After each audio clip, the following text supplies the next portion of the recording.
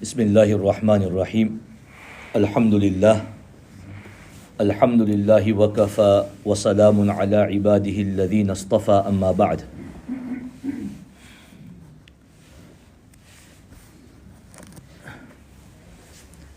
This topic has been rumbling on, mashallah, for I think today is the 5th day. And those of you who've attended all previous 4 discourses, you'll appreciate that this is a multi-dimensional issue. It's not just about one factor or even a number of factors. There's a lot of things which you need to take into consideration, which you need to digest, which you need to appreciate, understand. And there are still many topics related to this which inshallah I will bring forward. One of them, which we don't have time to do today, but inshallah maybe tomorrow, I had a few brothers who came to me after yesterday's discourse, and they said that Maulana, on Saturday, 2nd April, when the moon was sighted in the UK, the moon was very big. MashaAllah, astronomy experts ban gaye hai ye. And they go, this is the 2nd day's moon. This is the 2nd day's moon. This question and this statement is not the first time it's been said. It's been said previously as well. But inshallah we will tackle this tomorrow or the day after. Somebody then also suggested to me, which had completely slipped my mind, that please talk about the angle of unity. Some people advocate that for the sake of unity, stick to MBS, i.e. Qura calendar. So we will look at that as well, inshallah. And there is also another brigade or another camp by local masjid ko follow karo. We follow our local masjid. So we will inshallah look at that as well. We will look at that. Today, I just want to briefly look at the moon sighting issue from a UK perspective, that what have we been doing for the last 30, 40 years? What have we been doing for the last 30, 40 years? However, before we do that, I just wanted to give you an idea that how flawed the Qura calendar is, the formula, and also the system adopted in Saudi Arabia. Before I continue, let me just say this as well. I keep on forgetting to say this every day. If you have any question whatsoever, please give it to me in writing, and inshallah I will address it in the Fajr discourses. If you have any question related to this issue, even if it's emotional blackmail question, inshallah we will give answer to that as well. Okay? So if you have any question, give it to me in writing, ideally with your name. Okay, and inshallah we will try to give you a satisfactory answer, inshallah. So I just wanted to give you an example of none other than Shaykh Zakariyya rahimahullah. You must have all heard the name of Shaykh Zakariyya rahimahullah, a very famous and senior scholar of the Indian subcontinent, who passed away in Madinah Munawwara, mashallah, in 1982. He passed away in the blessed city of Madinah Munawwara in 1982. We all dream that, Ya Allah, Madinah ki maut nasib farma. But it's the selected few who Allah takes there. And Shaykh Zakariyya, mashallah, was one of them. Shaykh Zakariyya, from around, I think, 1972, he migrated to Madinah. He used to teach Sahih al-Bukhari and Abu Dawud for many years in Saharanpur. And then he migrated. He stopped teaching because he developed problem in his eyes. I think what we call cataract nowadays. So because of that, he stopped teaching. And then around 72, maybe 73, so this was his early stages, because he passed away in 1982, several years later. So he was in Medina for quite a long time, at least 8-9 years. So he migrated to Medina, and Shaykh Zakariyya rahimahullah had a very strong bond with our Shaykh Yusuf Mutala rahimahullah of the UK.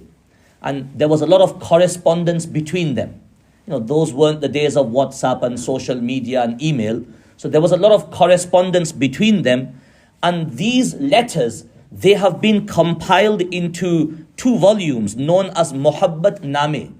You might have heard of this book, Muhabbat Name, i.e. the letters which Shaykh Zakariyya and Shaykh Yusuf Mutala rahimahullah, and also his brother as well, Shaykh Abdul Rahim Mutala rahimahullah, what they would write and correspond with, they have all been compiled together and put together. In one of these letters, Shaykh Zakariyya rahimahullah has written that today is 29th of Ramadan. Today in Madinah, it's the 29th of Ramadan, and Maulana Ihsan Sahab, Maulana Ihsan is still alive today in Raiwan. He must be at least over 90 years old. Over 90 years old. He is, you can say the star student of Shaykh Zakariyya rahimahullah. They say that if Maulana Ihsan's family had not migrated at the time of partition from Saharanpur to Pakistan, Maulana Ihsan, he would have taken the place of Shaykh Zakariyya rahimahullah in Saharanpur. That's how highly Maulana Ihsan was held by Shaykh Zakariyya. Obviously Maulana Ihsan at that time. So this is an incident of 1973. Ramadan of 1973. At that time Maulana Ihsan would have been around maybe 45 years at the most. 45 years old at the most. So Maulana Ihsan this morning came on the 29th of Ramadan and gave us the news that I can still see the waning crescent in the sky. Okay? Now this is a usul. Even Maulana Ihsan knew about this principle. Okay? That if you see the crescent, if you can sight it, the waning crescent on the 29th, there's nothing that can make you see the new moon on that same evening. It's impossible. It's absolutely impossible. Because remember, after that, new moon conjunction happens, which I've explained to you. New moon conjunction happens that takes several hours. And sometimes even an entire day. And I'll come to this Eid, inshallah, over the next few days, because that's what it's like in this coming Eid. That conjunction is happening over a prolonged period of time. So anyway, Maulana Ihsan came on 29th Roza and told everyone that, look, I've just seen the waning crescent. What's he trying to say? That we've still got one more day of Ramadan. We've still got one more day of Ramadan. Tomorrow it will be 30th of Ramadan. He was giving good news to the Mashaykh that, Alhamdulillah, we've still got one more day of ibadah. This is how they looked at it. Anyway, there was somebody else sitting there, a resident of Madinah. His name is Maulana Aftab. He is the son of Maulana Badr Alam Mirathi rahimahullah. Again, this is a very, Maulana Badr Alam, i.e. the father of Maulana Aftab, very senior scholar. He is the one who compiled the lectures of Sahih Bukhari of Allama Anwar Shah Kashmiri rahimahullah, and he published them. And Maulana Badr Alam also passed away in Madinah. And regarding Maulana Badr Alam, if you've been to Jannatul Baqi, you will see that generally people who pass away in Madinah, they're buried at the back. There's 5, 6, 7, 8 rows you will see. And after, I think, a certain amount of time, 20 years, maybe 30 years, maybe 40 years, I don't have an exact time scale, but they recycle the graves. Meaning, because Jannatul Baqi is a very limited area, even the same in Makkah it happens. So they recycle the graves. Meaning, they will try to reuse that grave. So they will, maybe after 30 years, 40 years, so they will have some record, this person buried on this date, etc., etc. So after 30 years, 40 years, they will use that grave. So the same happened to Maulana Badr Alam Rahimahullah's grave. After he passed away, I think around 1965. He passed away in 1965. So 30, 40 years later, so this is quite recent, probably 20 years ago, maybe, or something like that, 15 years ago, they dug up his grave to reuse it. And Allahu Akbar, his kafan, his body, everything was intact. After such a long time. So they obviously did not reuse his grave. After a few years, they again tried that let's reuse this grave. Second time they did this same. Everything was intact, subhanallah. And according to some sources, they even attempted a third time, and after that they said, we are not going to touch this grave anymore. We are not going to reuse it. So, these are the type of people we're talking about. So his son, Maulana Aftab, was sitting there. When Maulana Ihsan Sahib made this statement that today I've seen the waning crescent, so tomorrow is 30th, we've still got one more day of Ramadan. Maulana Aftab, who was sitting there, he said, he must have said it in his style that the Indian system doesn't work here. Indian system, these are actually his words. Indian system means that the way we do ru'ya in India, the way we do moonsighting in India, and the principles of moonsighting which we adhere to, that doesn't basically take place in Saudi Arabia. Meaning, if tonight on the 29th it's announced that tomorrow is Eid, don't be surprised. Don't be surprised. Shaykh Zakariyya rahimahullah, in his letter, he writes all this, and then he says that after Maghrib, I was in Masjid al-Nabawi and I was performing my Nafal Salah, and it was getting close to Salatul Isha. I performed my Nafal Salah, and today for some reason Salatul Isha had not basically taken place at its normal time. There was a delay of 10-15 minutes, and I could feel something strange inside me, and then suddenly Isha Salah commenced. After Isha Salah, Shaykh Zakariyya says, I started my sunnats because thinking it's going to be Taraweeh. Remember, 30th tomorrow. Maulana Ihsan had told them that I've just sighted the waning crescent. We're going to have 30 days of Ramadan. It's impossible to sight the moon on the same evening as you physically see the waning crescent. It's impossible. So I was performing my sunnats, and suddenly i'lan was made in Masjid al-Nabawi that tomorrow is Eid. Tomorrow is Eid. So just giving you an example, an example which has been documented, that this problem of Saudi moon sighting, and remember, 1972 is when the Qura meeting happened. So by 1973, Qura was in full flow. Qura calendar was in full flow. It didn't matter whether you could sight the moon physically or not. Anyway, coming to the UK, I don't want to take too long again today, a few more minutes. Those of you sitting here will remember that up to 1986, we used to follow Morocco. Okay? And Morocco is a system which is absolutely reliable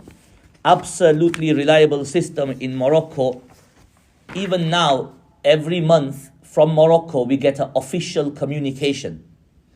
If any of the Saudi camp can provide one of these for the last 10 years, not 10 years, 5 years, even last 12 months, then please give it to me. This is official facts from Morocco sent to various organizations in the UK who've registered with them to receive moon sighting news.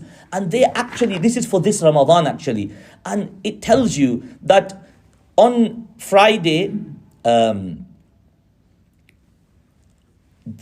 basically, when you guys had your first Taraweeh, on Friday evening, we tried to sight the crescent of Ramadan 1443 in all 278 points of the kingdom. So there are 278 locations in Morocco where they try to sight the moon from. Not 1, not 5, not 10, not 50, 278. And obviously in each of these, there would be at least 3, 4, 5 people, if not more. And then it says the sighting proved to be negative, meaning Saturday is not going to be first Ramadan, and it will commence from Sunday. So basically, we used to follow Morocco till 1986. Then what happened one year, 1985 I think it was, that obviously the problem in those days was communication. There was no mobile phones. So when there were no mobiles, social media, email, WhatsApp, that was unthinkable. So the news that used to come from Morocco used to come by fax. Even today it comes by fax. Okay? Even today it comes by fax, except that it's speeded up a little bit. So the news used to come from Morocco. And the news used to usually come late. That was one problem with Morocco. It used to come late because of the communication methods. So once in 1985, the chap, probably one of the very few who possessed the fax machine in those days. He was waiting for the fax at night, 11 o'clock, 12 o'clock, 1 o'clock, no fax. He thought, look, it looks like it's not Eid tomorrow. We're going to have 30 days of Ramadan. Chalo ghar jao, sehri karo, fajr paro, khakar so jao. Okay, so he went off. In the morning, he comes to his business to open up at 10 o'clock and he sees the fax from Morocco. It must have come after he left. Okay? And everybody's fasting on that day. Don't forget, everybody's fasting. So he sees this fax. If it was me, I would have just let everybody fast and tell them afterwards. Okay? This is the pivotal turning point. Okay? So sometimes you have to make these decisions for the better. Anyway, so he sees this fax. So he must have rang a few scholars up. And then, when on these occasions, probably because of a lack of leadership, there was confusion. Some scholars said that break your fast today, we will do Eid tomorrow. Nothing wrong with that. I'm not challenging the decisions. I'm just saying lack of leadership, overall leadership, basically. So what happens is, some people broke their fast and we will do Eid tomorrow. Some scholars said no, keep the fast. Do you understand? So there was this confusion. And already prior to 1985, prior to this incident, there were other things, other factors also at play which were leading to some general disunity amongst the ulama, amongst the scholars, and even some of the members of the public, the influential members of the public. So you could say this is the straw that broke the camel's back. So some people decided that's it, we've had enough of Morocco. Okay, we're going to move to Saudi Arabia. So from around 86, 87, we shifted to Saudi Arabia. Okay, when I say we shifted, the vast majority shifted to Saudi Arabia. Okay, you got to understand, most mosques at that time would not have possessed any great expertise, etc. If we just got our Friday chanda done and the maktab was running properly, enough fees coming in, to balance the wages of the teachers, we'd be happy, mashallah. This is our Qura done, basically. We would be very happy with that. So everybody just shifted to Saudi Arabia. When I say everybody, there were still many, many people who did not shift. Many, many individuals, some masajid as well, some masajid. And what happened is, in some masajid, they would have two Eids. Okay, the famous one is in Dewsbury, Masjid Zakariyya, and Zakariyya in Bolton as well. Okay, they would have two Eids. One Eid to facilitate the Saudi camp, and one Eid to facilitate those who were still following Morocco. And I know many people from Preston who used to actually go and perform their Eid Salah in Masjid Zakariyya in Bolton. Those who did not move from Morocco moonsighting. Anyway, so this is basically a brief history. Now, you know what the scary thing is? For some of you sitting here, who were probably born around 1990, basically, for you, in your lifetime, you've known nothing but Saudi Arabia. You've known nothing except following Saudi Arabia, the status quo. And in 10 years' time, 15 years' time, 20 years' time, if things don't change and people don't adopt the correct formula and criteria, any mention of Morocco, etc., it will probably disappear. It will disappear. And I'll give you a good example of this. This year in the Haramain, how many rakats Tarawih are they reading? 10. COVID ke bahane se 10. COVID, man, is gone a long time ago. They've been having concert after concert in Saudi Arabia for the last 6 to 8 months. So on the excuse of COVID, they've got 10 rakats Tarawih. There was no need. There was even no need at the peak of COVID, because there was nobody in the haram. They had super social distancing there. Not just social distancing, super social distancing. There was no need for them to move to 10 rakats, even at the time of COVID. But chalo, they did. And maybe we can overlook that. But this year, there was no need. Do you know what the scary thing is? This COVID could rumble on for the next 10 years in Saudi Arabia, and we could be left with 10 rakats. And a lot of our youngsters in a few years will say, oh, haram mein to 10 rakat tarawih thai, atle apne bhi 10 rakat karo. We've already got the 8th camp. Jisko bhi thoda Dubai ka usne pani piya hai na, jo bhi Dubai jata hai, dub jata hai. वहां से वो 8 रकात का पता नहीं वो पत्ती दिमाग में बिठाकर 8 रकात को लाते हैं. And we get some people here, but after 8 rakats they woke off. In Haramain Sharifain for 14 centuries, Taraweeh has been 20 rakats. Forget the Indian subcontinent, forget the Hanafi school of thought. In Haramain Sharifain for 14 centuries, Taraweeh has been 20 rakats. Not 10, not 8, not 12, 20 rakats. The point I don't want to go into fiqhi debate. Point I want to make is, if this continues, for some youngsters, they will know nothing better than 10. Or wahi 10 ko yahan layenge. Especially if they join some committee, chasma perine, modern shodden, Allah bhai haram mein to 10 rakat tha, tatle bhi 10 rakat tarai padha. Yeah? We've been following Saudi for 50 years now. Let's continue following them. This is the scary thing, especially when you have a community that doesn't research.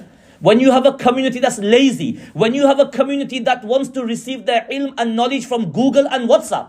This is the scary thing. May Allah subhanahu wa ta'ala give us the ability to act upon what has been said. Just to conclude on one point, it's Saturday today, most of you will be free, so you can go home and have a long sleep till Zohar, inshallah. It's important to appreciate that from 87, we shifted, quite a few shifted towards Saudi, quite a few did not as well. Okay, if you look at the Brailwi community, they stuck to Morocco basically. They ignored our shift to Saudi Arabia.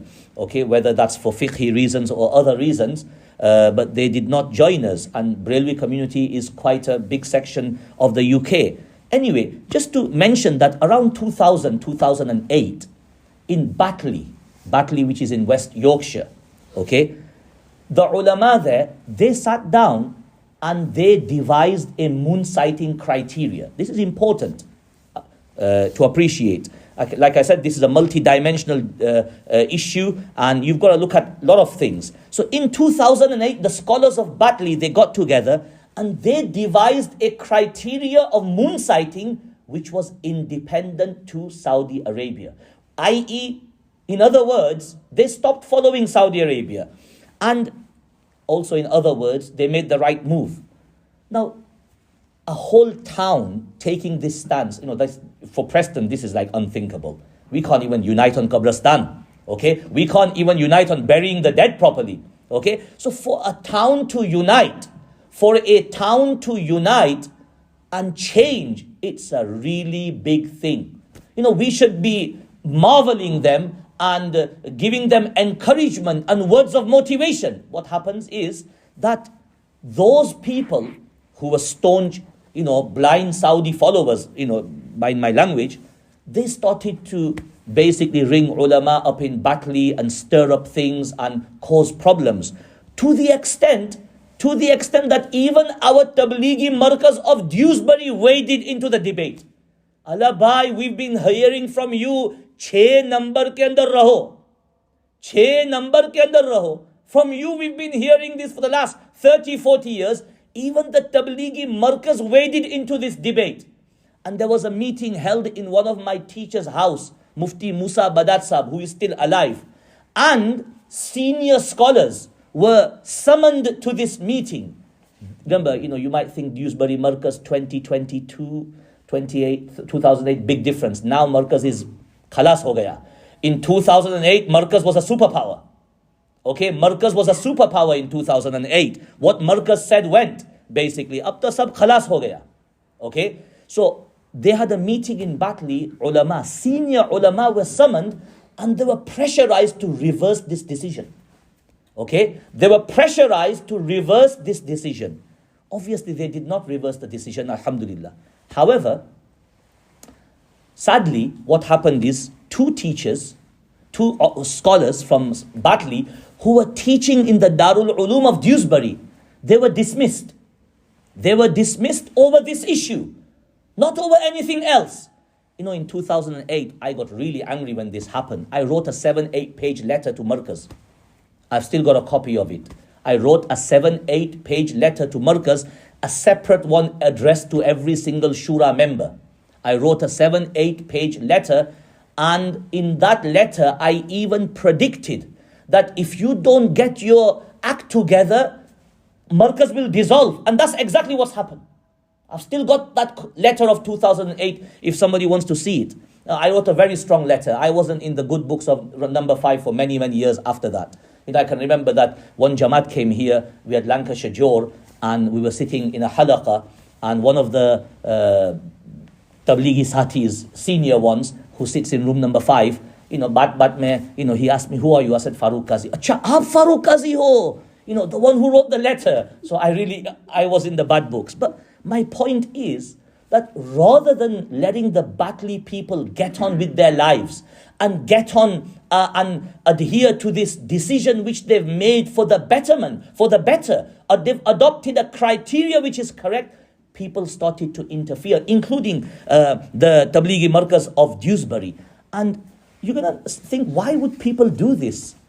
Maybe they're just so used to the status quo. Maybe they don't appreciate the wider debate. Maybe they've got no appreciation of Sharia. Okay? And I'll just give you another example before I finish today.